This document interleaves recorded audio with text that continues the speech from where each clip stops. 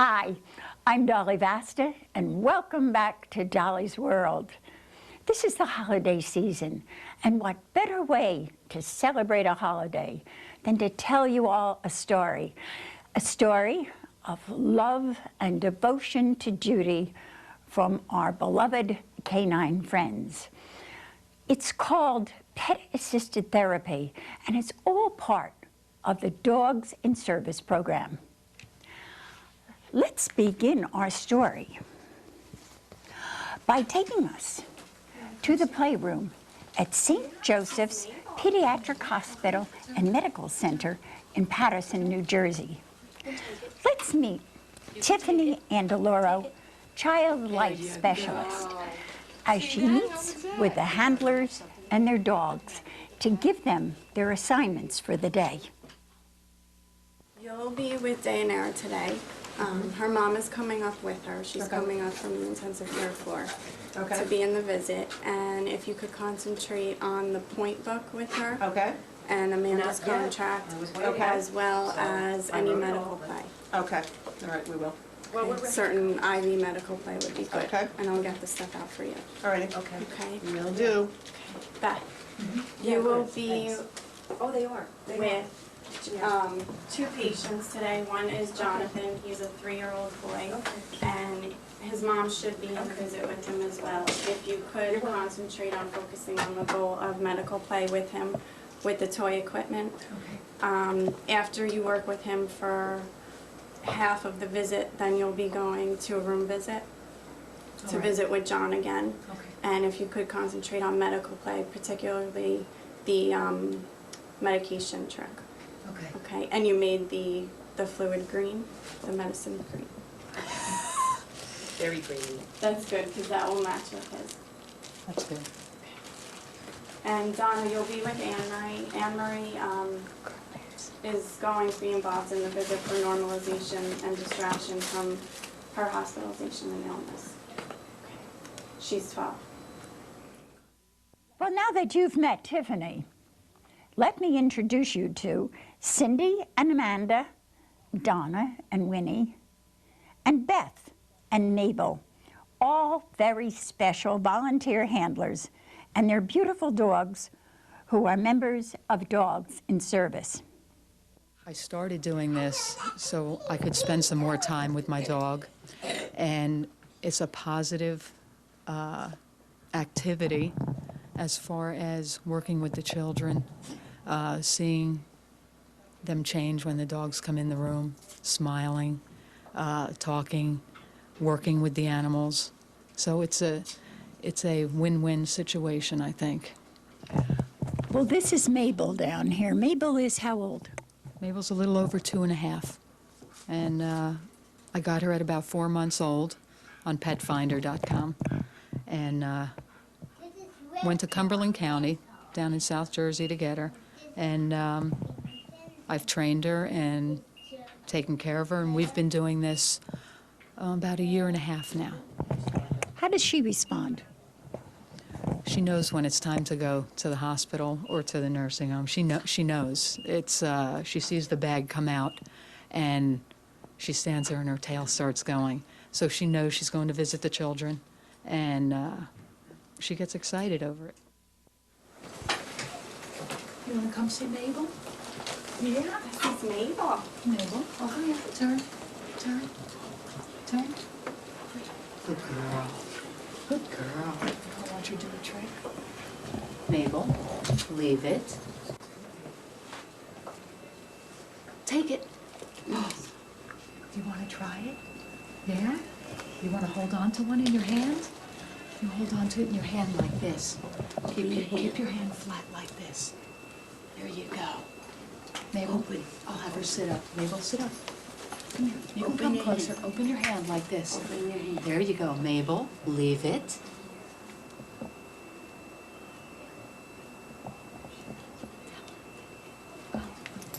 Oops. Mabel. Mabel. Go ahead. You can take it. You can take it. Take it.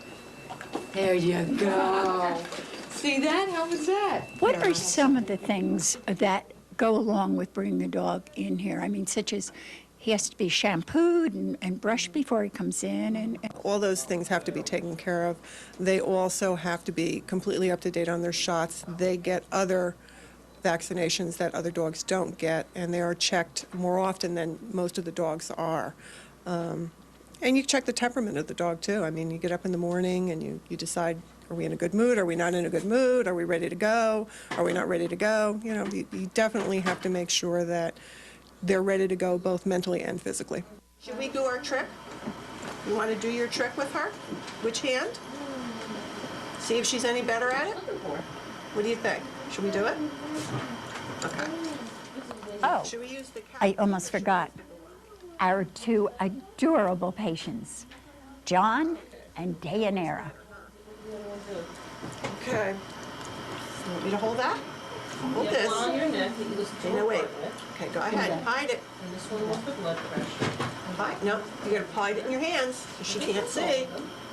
She cheats. Uh-huh, she cheats. Cheats. She can't What see. you need to do. Okay? Could you donate a medical kit over in this Okay, Amanda, which hand? Go ahead, touch it. That's this Let one. me get right in front of you so that she can do it. Okay. Go ahead, Amanda. Touch it. Which one? Touch it. Right? Touch it. With your glove. Touch it. Touch it. Go ahead. Is it that one? She got it this time. Want to do it again? Okay. Blow into your cap. Okay, how's that? Is that good? Is that good? Wow, Yeah? you look like a real doctor now, huh? I think you need... goes.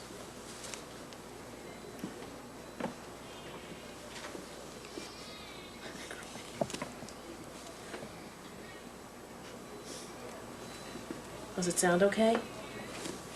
What does it sound like? John, what does it sound like? You don't know?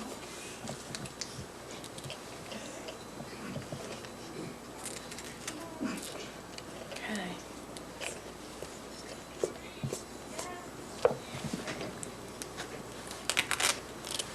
Good job. Look at her ears. To hold her for you. Look at her ears. Good job. Tiffany, when was this program initiated and why? This program was initiated in June of 2000. And the reason that I initiated the program was because I knew the benefits that pet-assisted therapy could offer to patients, and I wanted to provide that service to the patients that I worked with. Well, tell me a little bit about the program itself and how does it, how does it work? The program is run at St. Joseph's Children's Hospital through the Child Life program, and we work in coordination with Dogs in Service. And the focus of the pet-assisted therapy program here is that it's goal-oriented. So every patient that's involved in a session has to be here for a reason, such as to perform medical play on one of the dogs, to have the dog provide normalization for their hospital environment, to distract them from any pain, or to provide them with physical therapy activities for rehabilitation. So then these children have to have a prescription from the doctor, the same as we do to go to physical therapy. Yes, all of the children that are involved in the visit have a order written in their chart that they are okay for pet-assisted therapy. And they also have to have a consent form signed by a parent or a guardian to be involved in a visit, as well as, like I said before, a reason for being here. What about the results? The results that I've seen have been absolutely wonderful, and I can tell you that when I initiated the program, I wasn't aware of all the results that could really come out of bringing dogs to visit children in a hospital.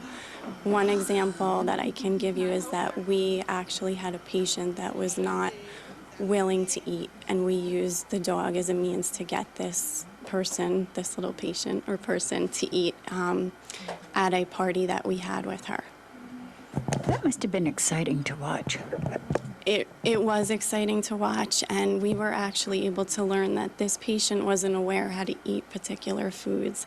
For example, she took cues from the dog and watched the dog chew pizza rather than just put pudding in her mouth and swallow it and without chewing it.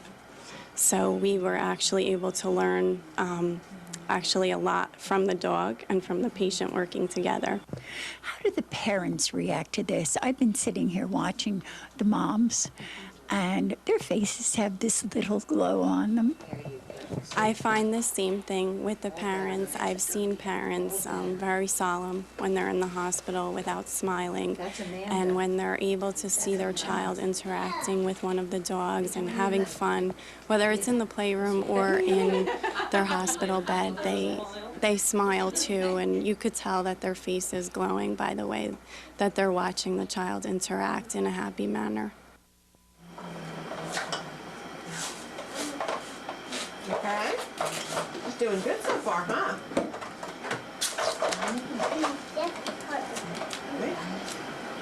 All right. What else now?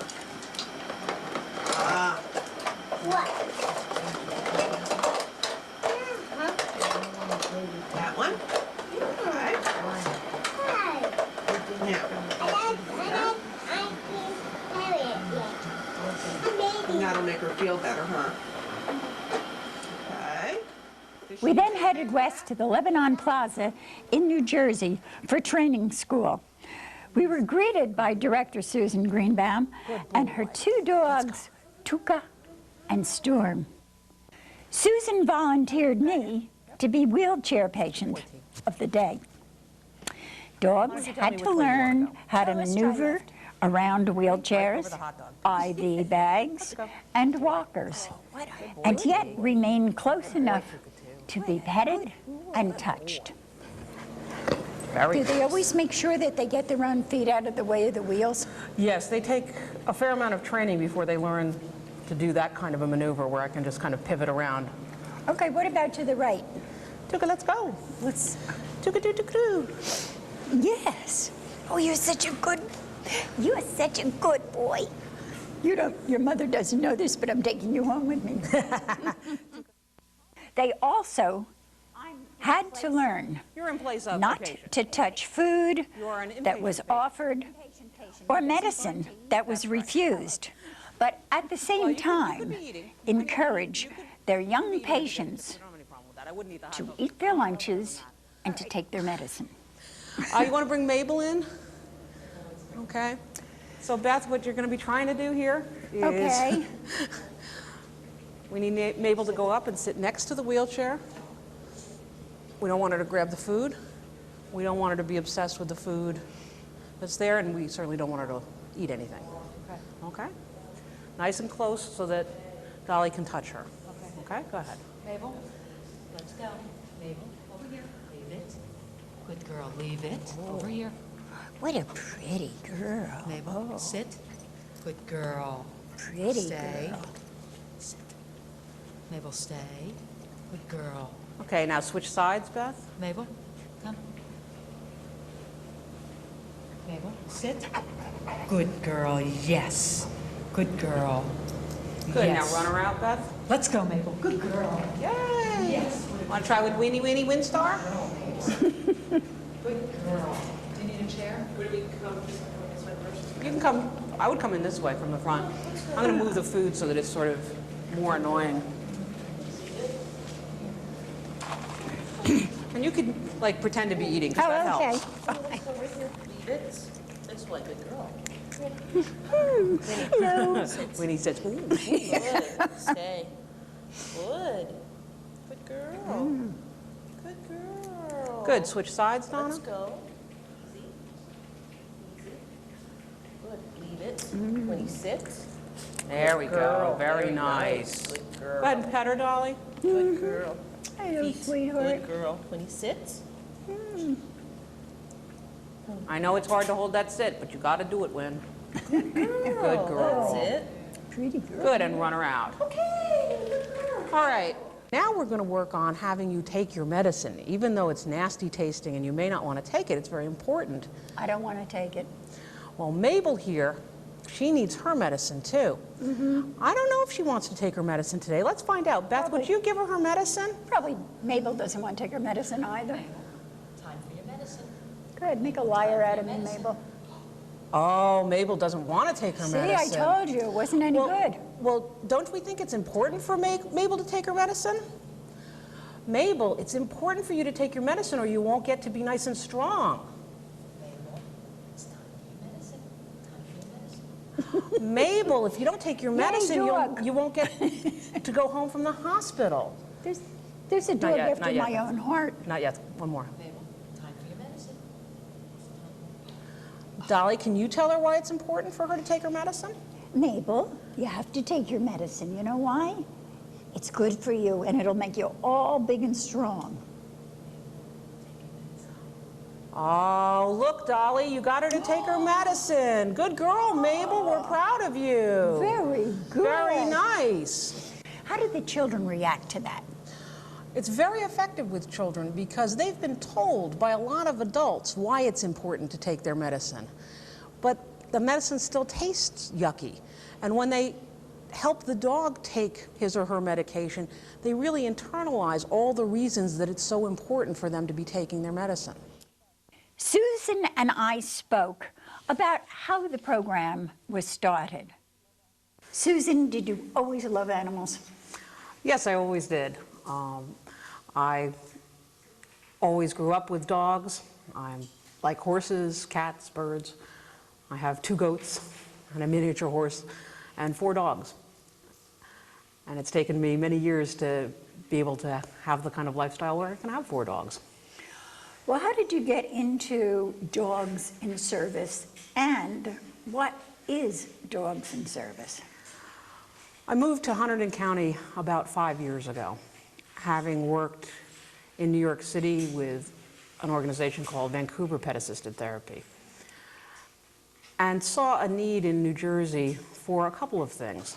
One was trained, supervised, goal-oriented pet assisted therapy programs, and the other was assistance dogs that work with the disabled. So we started a not-for-profit company called Dogs in Service to meet those goals. Well, what sets the Dogs in Service program and the PAT program apart? What makes the Dogs in Service Pet Assisted Therapy program a little different than many of the programs out there is that this is a goal-oriented program. And that means that each child that participates in the program is chosen by the child life specialist for a specific goal. Now, that goal can be anything from walking after surgery, because if you don't get up and walk, you could get pneumonia, you might not be able to go home as early. It can be point charts to help the child comply with medical procedures and cooperate with staff. It can be speech therapy. It can be helping the child not feel isolated and bored. There can be a lot of different goals. So this program is different in the sense that those goals have to be set and met. The teams are briefed and debriefed by Child Life on each visit. Each visit is documented both by the hospital personnel and by Dogs in Service. But what sort of training and testing do the dogs have to have? It's a 3-part testing process. The first test is the American Kennel Club's Canine Good Citizen test. The second is certification through one of the national organizations. And the third is an in-house test that we give at Dogs in Service that's specifically geared for inpatient pediatrics. In other words, hospitalized children. What are some of the specific things the Dogs in a Service test covers? It covers specific hospital-related skills. For instance, many of the children have IVs on, and some of them wear what are called IV boards to keep their hands from bending. For reasons known best only to small children, they always pet the dog with the hand that has the board on it. So the dogs have to be taught to be batted on the head gently with an IV board. Most dogs shy away from that initially and have to get accustomed to it. They have to learn to work in very tight places. They have to learn to maneuver on a handler's verbal command only. They have to be accustomed to refusing food. They have to walk with wheelchairs. They have to walk with the patients. There's a lot of skills involved in doing this kind of work. Now, what is the purpose of this? Storm, let's go. The purpose of this is sometimes the children need to eat, and we're certainly not going to interrupt their eating in order to do pet therapy. So if the child needs to be eating, the dog can't be obsessively interested in the food. Right.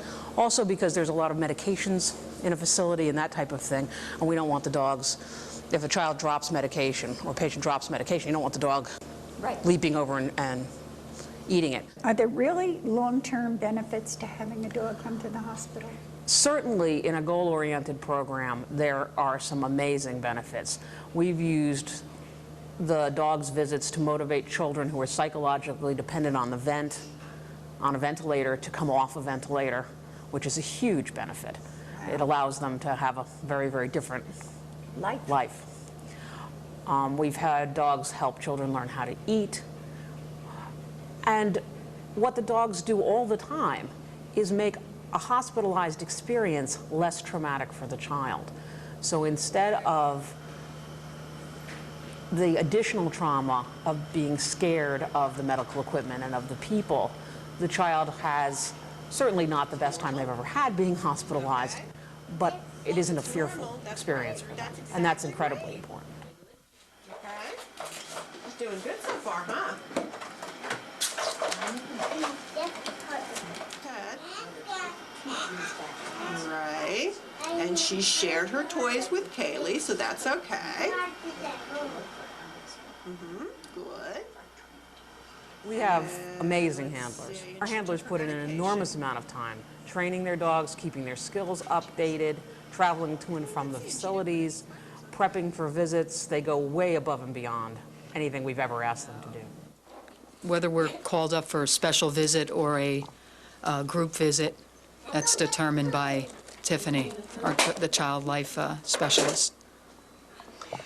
What about, you were just talking that when you go home, everything has to be thrown in the laundry, so on and so forth. Why? Obviously, these kids are ill, and their immune systems, I guess, are compromised. So we take any kind of, anything that we can do to make everything that we have as clean as possible. That includes even washing the medical kits, everything. Everything that anybody may have touched, we make sure that it's been cleaned. Okay? It's normal, that's right. That's exactly The handlers that work with their dogs and the children here have been absolutely marvelous with these children. I never anticipated the handlers being so wonderful with these children. They go out and they buy special Band-Aids for certain patients. We had a little boy that liked bugs, and the handler that was working with this little boy went out and found bug Band-Aids. We've had patients that have liked Tweety Bird, and the handler that works with this one little girl finds everything she possibly can to be Tweety Bird. It really could be a full-time job for them, and I thank them from the bottom of my heart for doing this as a volunteer. Oh, she got it! Good for you! That was very good. I know. She's getting better and better at it. Dee's giving her a lot of practice. Well, you have to give him your foot so he can take the blood pressure. Good girl. Good girl. Good girl, Winnie. Well, although our story has come to an end, Dogs in Service will continue on. In closing, I would like to thank the hospital staff, the handlers, and above all, our gorgeous heroes, our canine friends. You know, this is our 20th year of taping, and as I have always said, no man is an island. So I wish to thank Mike and Joe, Peter, Cindy, and above all, my director, editor, co-producer, and friend, Dave Ambrosi. It's a sad time of year right now for many people. So instead of wishing you all Merry Christmas, may I wish you a peaceful holiday. I'll see you all next year. And in the meantime, take care.